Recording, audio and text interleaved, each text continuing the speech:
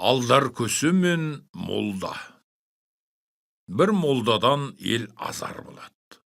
Оның емінен талай адам жынды болып, талай адам өледі.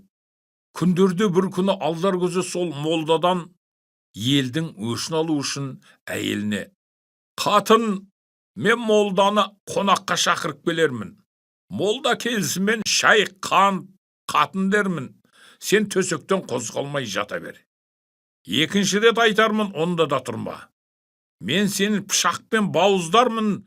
Сен тауықтың қанын толтырып, қуықты тамағының астына байлап жат. Мен содан соң: молдеке, әйелім өліп кетті, оқуыңды оқы дермін. Молда бірдем оқыса тірілме. Содан соң мен өзім келіп, құлағыңа түтікпен сыбырлармын. Қатты ұйықтап кеткен екенмін деп, сен сонда ұшып тұр» дейді. Сөйтіп көсе түтігін жанына салып, молланы үйіне шақырып келеді. Әйеліне: «Бәйбіше, тұр, қонақ келді, ас әзірле, шай, қант, ет ас» дейді. Әйелі жауап қайырмай жата береді. Алдар көсі екінші рет қайталап айтады. Әйелі тыңдамастан жата береді. Алдар көсі қатты ашуланып, пышақпен әйелін бауыздап жібереді. Әйелі тамағынан қан ағып, табанды өледі. Алдар көсі молдаға қарап жыламсырап: «Молдеке, ашу үстінде әйелімді өлтіріп алдым. Бірдем оқып тірілтіп бермейсіз бе?» дейді.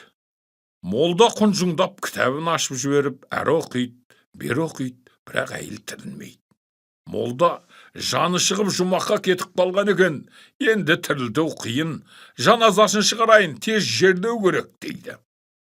Көсе қатты күйінген кісі болып, жанынан түтігін алып жіберіп, әйелінің бетіне үшкірген болады. Әйелі табанда тіріліп, ұшып тұрып: «Қатты ұйықтап кеткенмін ау» деп, көзін ашып, жан-жағына қаранады. Молданың зәресі ұшып, түсі өзгеріп кетеді.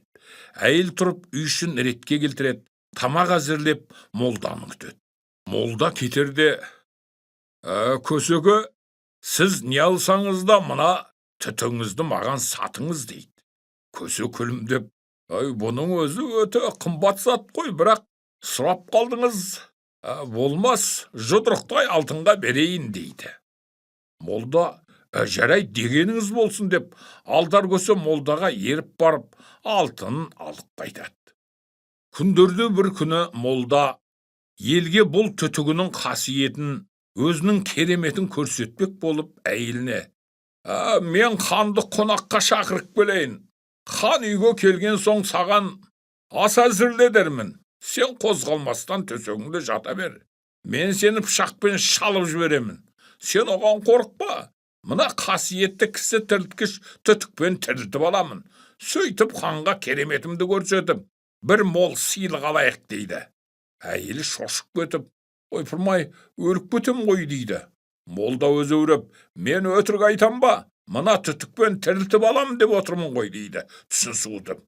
Әйелі шарасыз көнеді. Молда ханды шақырып, хан үйге келіп отырған соң, молда әйеліне: «Бәйбіше, үйге хан келді, қазан ас» дейді. Әйелі тұра қоймайды.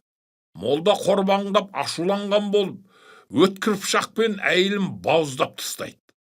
Артынан ашуы басылған соң, түтікпен әйелінің бетіне олай түкіреді, бұлай түкіреді, бірақ өліп қалған әйелі тірілмейді.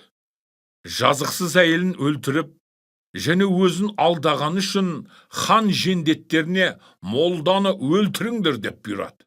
Жендеттер молданың өзін бауыздап өлтіреді.